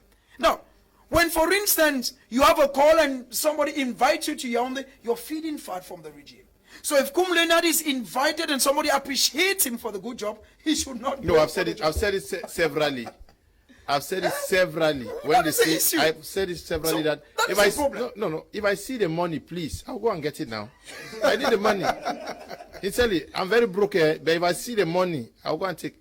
Yes. I just want to add to what Prince said. I think the CPDM has to have a, how do I call it, a convention with their panelists on how to educate them to preach peace. Because I think they are igniting this war and inflaming it more than any other party. When you come on TV platforms and you meet an already wounded individual and you insult him in his injury, the Englishman says you are pouring salt to injury. I think what should be our message now is a message of reconciliation and peace. What should be our message is not to blame parties, is to talk about the damages of what has happened to us. We should talk about the consequences and the ravaging effect of what we are going through to the economy and every domain. If at all we come to that consciousness, I'm sure even the persons in the bush, if they see the impact of what this thing is costing, not just us, but everybody, they will see they need to drop down their guns. And if also we talk to the government, not as if we are blaming them, but try to make them understand to see the need also to bring an end to the war. We are standing on a neutral ground and we are peace crusaders. It is not insulting people. I can tell you that from people who have listened from, most of the people who pick arms now and went to the bushes are people sometimes who are only acting out of revenge. The English, they used to say in pidgin that Nyanga the sleep trouble, they come out of them. Some people have been quiet at their own end. And then suddenly, unfortunately, the military barge into a community and then suddenly annihilate an entire family. The lone soul that has survived in that family will be left with no choice than to pick a gun. So I think we should come on TV platforms to try to see how to explain the damages of this crisis and try to call the attention of both parties to realize that there is no winner in any war. At the end of the day, all of us Cameroonians are losers. Kedia, there is need to tone down now. Yes. You see, with the crisis, as we earlier said, people being extremists, that's the problem we are having here. In this same platform, I said, it's quiet. I didn't call any name. They told me that I'm talking. No, that's not the point. No, I'm coming there. I am coming there. Please don't let me. No, I am coming there. They say I want to collect. I'm commercializing the CPDM to get peanuts from the CPDM. That's what I said. I didn't answer. I didn't call anybody's name. I continue my analysis. I don't know why it's disturbing others. Let's talk now about the issue of peace. As we preach peace, the people are seeing. When we talk of peace, the people are seeing. But the main issue I know, maybe when I say it will be because I'm talking on behalf of the CPDM, but the main thing I'm saying is that when you castigate the government, like Mr. Fah Elvis here will call the government kangaroo government, call them terrible name. He is there. I'm not seeing him in set. I'm not seeing him being arrested. I'm not seeing it. Mr. Apostle is there. He has said things here. I've never seen him that a convocation has been given to him or whatsoever. I don't know. Except social media attack where we don't know where it is coming from. Because if social media attack was actually killing, on this platform, I should have been dead already if actually social media is supporting. So I am saying that I'm getting confused here, sir. All of us should stop blaming that the military is the government are extremists or blaming that the Ambe. Actually, I'm honest with you. The Ambe, they are extremists. Much more extremists than the government. Because I've seen people insulting the government. They are going on very well, feeling free. But those of the Ambe, if you say anything, like some of us that say they should drop out their arms, they have another definition. We've seen our faces all over with red mark on it. I've seen my thread all over. But people that speak against the government, I've not seen any of them being arrested or any convocation. I've not seen it. So at the end is that after all this, for us to get to peace, we should also say the truth. The president, the head of state, said there is a problem. He acknowledged that there is a problem, and we are looking for solution. And the way to this solution first is for those in the bush to drop their weapon. When they drop their weapon, Cameroonians will keep on dialoguing as loving people. That is it. If they don't drop their weapon, the government, the military, which is there to protect the sovereignty, will not drop its weapon. As we are calling for peace, dialogue, and negotiation to continue, please, those in the bush, drop your weapon. I appreciate those that have dropped theirs and they have seen the light of being Republican. I appreciate them. So please, I want to take this opportunity again to tell those in the bushes, drop your arms, come out and give your view. Okay, that's you see, Prince, what's your problem today? Is that Did you miss me so much? There anything I say you come in? Are you the moderator? Please. You are not the moderator. Order, please. Robert, what's the problem now? Calm down. Everybody's attacking. Calm down. Yes. Now, because I'm not saying what people want to hear. And that's how it is. Robert, please. At least respect me now, as a moderator. Yes, Apostle, at the level of the communities, away from the international level where we only get releases calling for ceasefire, at the level of the communities, what should be happening? I'm sure if we are sincere, most of the communities are tired of what is happening. Okay. And if they are actually tired, there should be a response to that tiredness. Mm-hmm. There should be a manifestation. There should be a reaction to what is happening. Mm-hmm. You cannot be suffocating, you want to die, and then you are sitting quiet. The best way to do is to cry out. If you cannot fight, you cry out. I think it's time for our mothers. Like I said, there is a portion of the Bible that talks about the wailing women. women who wailed for the city of Jerusalem when things go very, very bad. And I'm sure right now it's time for the wailing women of the Northwest and the Southwest. I like to give references to other revolutions. There is this Orange Revolution that took place in Ukraine. A lot was done against the people. It was the church that rose up, went to the street, refused to go back home. Women refused to take their bath. Men refused to eat. Others were coming there, making tea and giving to those who were at the roadside. Almost about 3,000 to 4,000 persons spent a month sitting on the road. There was no movement, no cars, nothing, no bikes. Until the problem is solved. Until the city mayor was left with no choice than to come out and address the people. If we can be patient for people to die, why can't we block the roads by sitting down and stay of hunger? Choose to block the streets. That's what we call civil disobedience. It is not disobedience in violence, it's civil disobedience. The parents of Northwest and Southwest, the fathers, the mothers, the children, should sit in the streets and say, you better come and kill all of us here, or you give attention to this thing killing us every day and night. There are many ways to catch a rat. If one way doesn't work, which is the violence they've taken, then they should go through civil disobedience. If they halt all the streets of Northwest and Southwest, and we keep our party differences aside, let CPDM, SDF, MRC clamp down the idea of political party and see ourselves as the suffering masses of the North and the Southwest. Let all churches, business organizations, don't take arms, don't take tires, don't burn tires in the streets. Let them go and sit at the middle of the road. Bike riders, civil servants, bus drivers, let us sit there and say, if the president doesn't do anything, we will not come out. In a month's time, there will be a solution. Even the international body will jump into this country. That is what I think that the lone, frustrated, abandoned people who have no help from anywhere, they say in pidgin, car away no get tail, now God the drive and fly.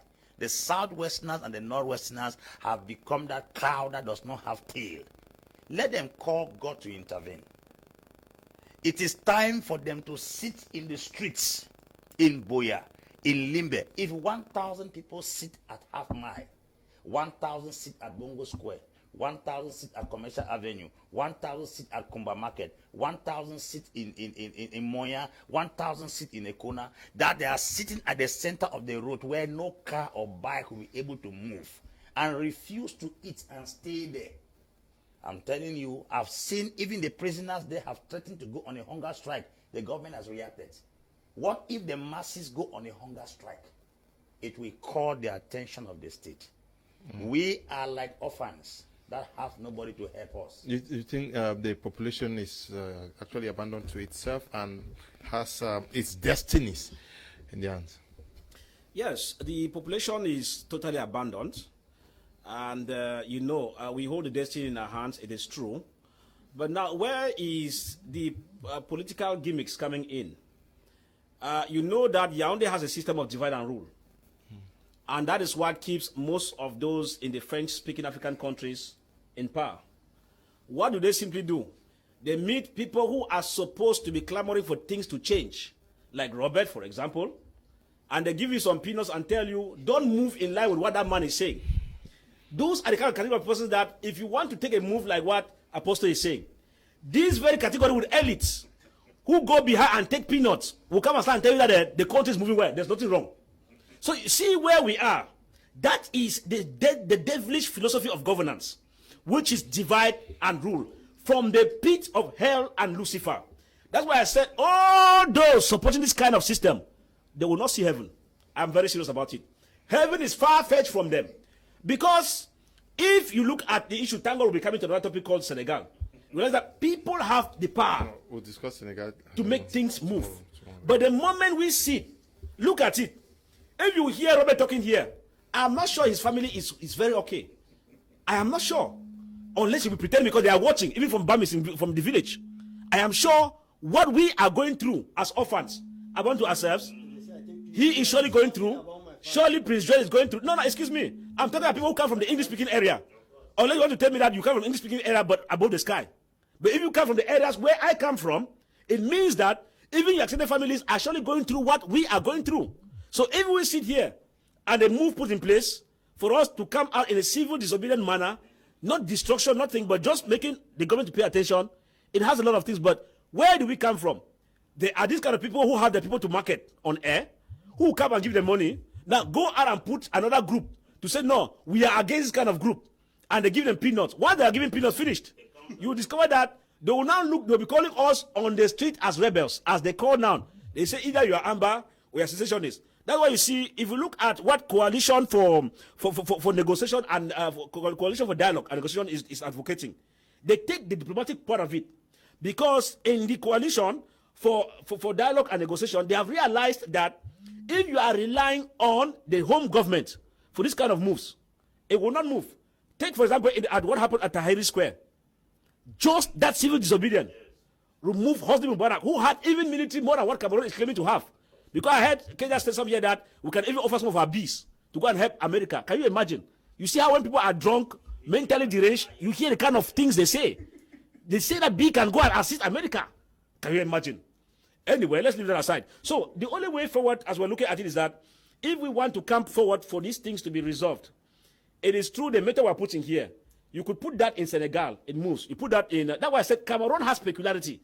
The crisis in Cameroon, if you succeed in analyzing it, know that you can analyze any conflict around the whole world because the complexities are unique to the foundation of the conflict we are having here.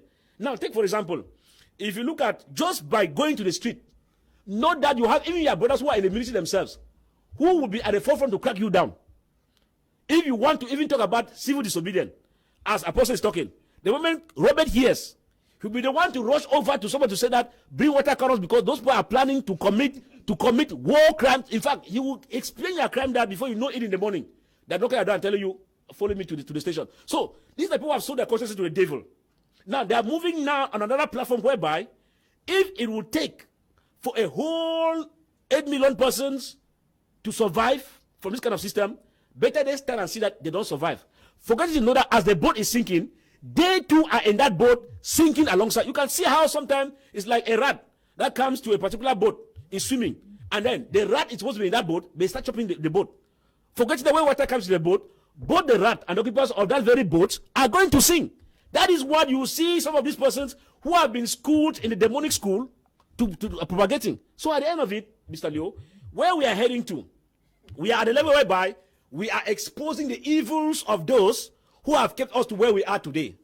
These are demons who have been sponsored from the pit of hell, and not to speak the truth, but they tell you they are speaking the gospel truth. Look at the kind of truth people say that they are preaching here. That we are on air, and we think that some persons, as Apostle Ambe said, if you look at it, I have said earlier in one of the on this platform a year ago, that military needs to go back to school. Okay. Why did I say so? The more people you kill, the more people, sometimes you come in an incursion and there are collateral damages, the more you find some of their relatives joining, not because they are for independence, but because they have a purpose of revenge. So if you look at it, sample many who are in holding guns. It becomes complex now. What you are saying holds water, but I'm sure Apostle Ambe also raised the fact that when separatists also kill many persons, they lose supporters, eh? Yeah, no, it's obvious. It's on both sides. It's on both sides. Yeah, so it's on both sides. This point should be raised. If you take on both sides, if you look at it, as I said earlier from the beginning here, that the Atrocities are on both sides. The war crimes against humanity is on both sides. Yeah. But as I said earlier, that when the judgment begins, the greater responsibility goes to the government, because a composed government has a responsibility to protect its citizens and give them better living standard. Okay, this one says, Chai Apostle Ambe, you are full with wisdom. I support what you just proposed. Alfred is writing from Limbe. Good evening to you, Alfred. Good evening, Mr. Leo, and all the panelists. I just wish to appreciate Apostle Ambe for his mature analysis. He speaks with a lot of wisdom, and I think this is what Cameroon politicians are lacking. We have a pertinent issue at hand, and I think the core value as of now is peace, and not quarreling like what some of your panelists are doing out there. Please, I think such debates need well knowledgeable and wisdom-filled people like Apostle Ambe, neutral people, and not supporters of separatists and the CPDM. Thanks, Prince Robert is writing from Boya. Good evening to you. Good evening, Mr. Liu. This is Derek writing from Yaoundé. Good evening to you, Derek. Prince Joel, there is need for the population to see what they can do to help themselves, because like almost everybody is saying, they're caught between two extremes. But do they have what it takes to call both government and the separatists to halt hostilities? Because we are talking about calls that are coming from out of the country, but can the population themselves? We had a debate already on this. Sure, Mr. Liu, I think that, yeah, the population can, just like Apostle said, the population can actually compel both the separatists and the government. But I think on this part, the government, because, Mr. Liu, I've always said on this platform and other platforms that if there is an Anglophone crisis, there is a government. The government has started by denying it.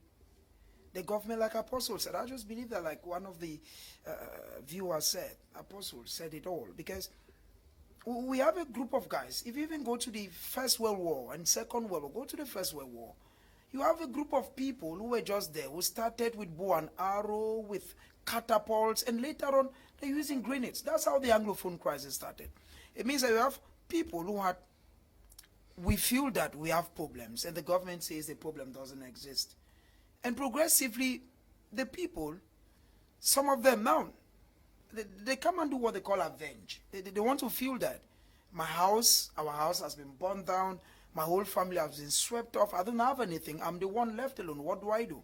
I need to join these guys, because they are brainwashed.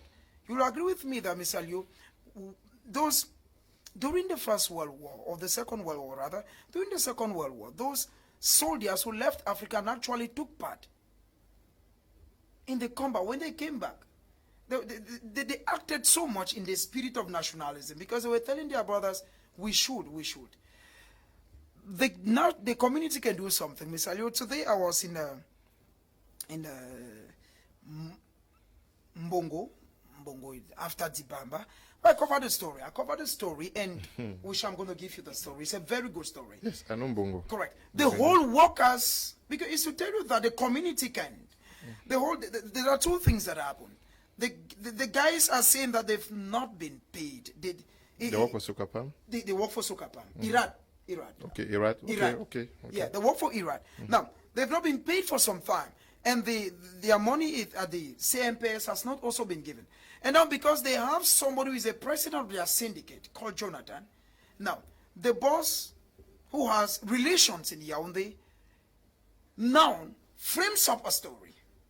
I'm saying so because I'm invested. It's a story that's... No, we don't have time. Just come to what we are saying. But what I'm saying is that the population, as I speak to you, the workers there have said they will not work until one, the guy is reinstated, one, and that their money that has been chopped off for this time is paid back. Now, that is the people coming up. And I feel that, like Apostle said, if we have people, I think that is what Fah Elvis Tayong's party was doing some time ago. But I think what they didn't do well was the fact that they announced. If you have people come up in Cameroon and say, okay, Mr. President, the killings are too much. Because take it or leave it, Mr. Liu, the issue is not the separatists. The separatists took arms. What pushed them to take arms?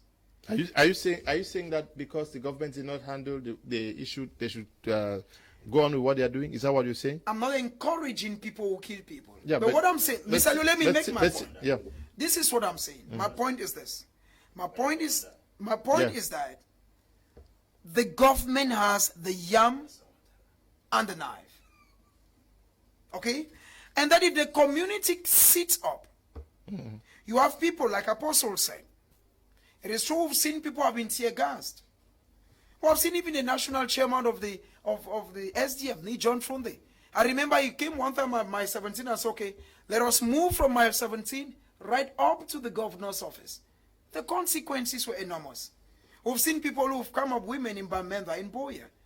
There are people who are in prison today of the CRM political party because on the 22nd of September, they took to the streets because they wanted to move. So I just feel that, Mr. Liu, the community can, but their hands are tied. Why? Because we are living in a system whereby once you dare come up and criticize the government, you are a terrorist, you are an Ambe. Once you support the government, you are a blackleg at the part of the government. But I still feel that the community can do something, but their hands are tied. Okay, but you are criticizing the government. I'm not criticizing the government. Yes. For me, as I always say it has happened, and we have to look for the way forward. If we keep on doing blame games, then we'll still stay at the same spot, and we will not have a solution to go further. But you're also blaming, eh? Yes, as I always said, I have been saying it here, that when you are pro-government, they call you names now, demon, this and that. When you are not this, I really sat quiet when you read one of the message where caller wrote that I appreciate Apostle Ambe. He's not like the others that they are supporting Ambe and supporting the government. That's one of the message that you wrote, and it kept me reflecting that what's the way forward? Supporting games, blaming games. We need to look for the way forward, and I still say it. The way forward is for those in the bush to drop their arms. If they drop their arms, we will keep on dialoguing and things will go further. Now, the truth is, since this crisis started in 2016, we realize that many things have changed. And the government has recognized many things. And people of the Northwest and Southwest region, they have their change and things are evolving. I think it's time for us to tell those in the bushes to stop. And about if the citizens or the people of Northwest, if they can move, yes, they can move. I remember the famous, if I'm not mistaken, was it 22nd September, where people came out from all subdivisions and divisions. I don't think anyone was killed that particular day when the masses came out. No one was touched. And we have also seen people going in the villages and chasing out Ambe fighters in their villages. We've also seen that. So I still think the masses have their place, and the masses is the last power of the state, which they have. So because the government is there, because the masses are there. So I still think that the people of the Northwest and Southwest region have their own part to play. The fact is, we are, I don't think I'm not a separatist, and most of them are not separatists. So the aspect of separation is out. Now, if the aspect of separation is out, it means that those with arms are not there. Fine. I've gotten many proposals in this platform how the people can go ahead except through picking arms, which I still say that is democratic, is their view, is their right. But picking of arms is what I keep on decrying, because when these arms are there with these boys and the military is there to protect the sovereignty of the state, people will keep on falling. And the military cannot drop because the military is there to protect the state. So if we are honest, that is what we'll say. And I think that if that is done, then it will be a lasting solution to bring out peace. As Cameroonians, we have our problems. We'll keep on discussing, we'll keep on solving our problem to get back to peace. So that's my view. Okay. Many persons, we have to end at this juncture. Many persons are writing to say they are glad to see the kangaroo man. Many messages are saying that welcoming you, Fah Elvis Tayong, that they've missed you for some time. Fah had other duties. He went to do some documentaries back there in the villages and get in Gunoko to have a real taste of what is happening. So he knows what he's talking about when he's talking the way he does. We want to thank you all who took time off to watch the program. We would have loved to discuss about Senegal today, but tomorrow we are going to be focusing on the National Assembly as the commence session. We also are going to be talking about Senegal, what went wrong with Senegal and what lessons to be drawn from what took place out there. Sad note, the Prime Minister of the Ivory Coast, we are getting information that he's no more. Ahmed Bakayoko is said to have died today, this evening. We are going to seize this opportunity to wish our sincere condolences to the loving people of the Ivory Coast. We want to say thank you, Apostle Ambe, Valentine, Ngwa, for coming.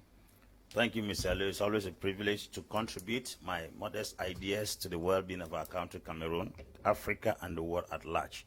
I might not be what you want, but I think I'm trying my best. God bless you. Thank you too, the kangaroo man, Fah Elvis Tayong, for coming. Yeah, thanks very much. Just like the members of the party CRM will be obviously a grand show in Douala with the coming of the first Vice President Mamadou Mota, who had been released in prison and will be visiting the party here in the Littoral region, which all of us will be present. All the same, I think I'm glad being here today, and we shall continue to expose the kangaroo system until the right things are done at the right time. Thank you. We equally want to say thank you to you, Prince Joel, for coming. It's a privilege to be there, Mr. Leonard. We just feel that there is one aspect in Cameroon. We feel that peace is a commodity that all of us need. When people die every day, we should not celebrate. We shouldn't celebrate. Okay. A special good evening to the peace-loving people of Misadia subdivision. Okay, good evening to all. Congratulations to you all. Special greetings to my friend Mr. Tayong. Elvis, I miss you and your wisdom and other wisdom, brother Apostle Ambe. Please, you guys, keep emotions behind. Let's face reality. Otherwise, one morning, even those in Yaoundé will find ourselves in the bushes. Luis, writing from Bomenda, please greet me, my friend, Mr. Elvis Tungo Luis. Okay, thank you for coming too.